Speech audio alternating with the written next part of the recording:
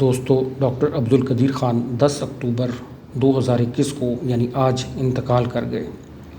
ان کے انتقال سے پیدا ہونے والے خلا کو مدتوں پورا نہیں کیا جا سکے گا۔ وہ ایک محب وطن پاکستانی تھے جنہوں نے اپنی ساری زندگی پاکستان کو ایٹمی ٹیکنالوجی میں ترقی دینے پر صرف کر دی۔ ڈاکٹر عبدالقدیر خان 15 برس یورپ میں رہے۔ وہاں پر انہوں نے برلن کی ٹیکنیکل یونیورسٹی سے تعلیم حاصل کی، ہالینڈ کی یونیورسٹی آف ڈیلفٹ اور بیلجیم کی یونیورسٹی آف لیون میں بھی پڑھا۔ 1976 میں وہ پاکستان آ گئے تھے۔ 31 مئی 1976 میں انہوں نے انجینئرنگ ریسرچ لیبارٹری میں شمولیت اختیار کی۔ اس ادارے کا نام سابق صدر جنرل ضیاء الحق نے 1981 میں تبدیل کر doctor A Q Khan research laboratory رکھ دیا تھا۔ اس ادارے نے پاکستان میں ایٹمی ٹیکنالوجی کی ترقی کے لیے انتھک محنت کی۔ بھارت کے ایٹمی دھماکوں کے رد عمل کے طور پر پاکستان نے 1998 میں ایٹمی دھماکے کیے۔ یہ ایٹمی دھماکے بلوچستان کے شہر چاگے کے پہاڑوں میں کیے گئے۔ کوہیٹا ریسرچ لیبارٹری نے نہ صرف یہ کہ ایٹم بم بنایا بلکہ 1000 کلومیٹر تک دور مار کرنے والے غوری میزائل کا بھی کامیاب تجربہ کیا۔ اس کے بعد متعدد مزید میزائل بنائے گئے۔ 1936 میں ہندوستان کے شہر بھوپال میں پیدا ہونے والے ڈاکٹر عبدالقدیر خان خود لکھتے ہیں کہ پاکستان کے ایٹمی پروگرام کا سنگ بنیاد ذوالفقار علی بھٹو نے رکھا اور بعد میں آنے والے ہر حکمران نے اسے پروان چڑھایا۔ ڈاکٹر قدیر خان پر ہالینڈ کی حکومت نے الزامات لگایا تھا کہ ڈاکٹر عبدالقدیر خان نے بہت ساری معلومات چرا کر پاکستان کو مہیا کی ہیں، تاہم آج تک ان پر بننے والے مقدمے کا کوئی باقاعدہ نتیجہ برآمد نہ ہو سکا اور ڈاکٹر عبدالقدیر خان ہالینڈ کی ہائی کورٹ کے توسط سے باقاعدہ باعزت بری ہو گئے۔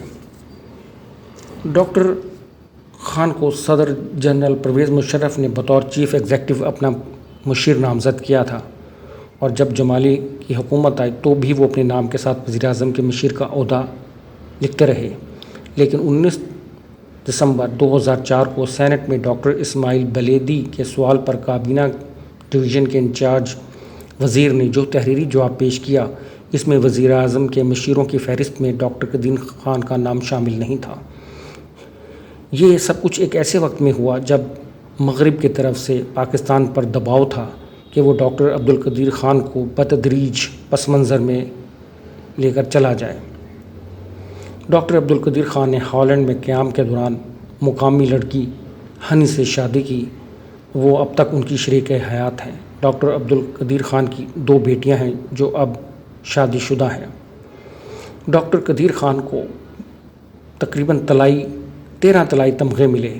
انہوں نے 150 سے زیادہ سائنسی تحقیقاتی مضامین لکھے۔ 1993 میں کراچی یونیورسٹی نے ڈاکٹر خان کو ڈاکٹر آف سائنس کی اعزازی سند بھی دی۔ 14 اگست 1996 کو صدر فاروق الغاری نے ان کو پاکستان کا سب سے بڑا سول اعزاز نشان امتیاز دیا، جبکہ 1989 میں ہلال امتیاز ان کو پہلے ہی عطا کر دیا گیا تھا۔ دنیا میں کورونا کی وبا کے بعد عوام سے لے کر خواص تک بہت سارے افراد، بے شمار لوگ دنیا سے چلے گئے ہیں۔ چنانچہ یہ مرض ڈاکٹر عبدالقدیر خان کو بھی ہوا۔ 26 اگست کو وہ KRL ہسپتال میں داخل ہوئے۔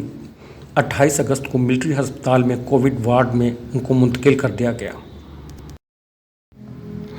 ڈاکٹر عبدالقدیر خان کو ہفتے کی رات یعنی 9 اکتوبر 2021 سے ہی سانس لینے میں دشواری کا سامنا تھا۔ انہیں دوبارہ ہسپتال لے جایا گیا تقریباً 6 بجے اتوار والے دن۔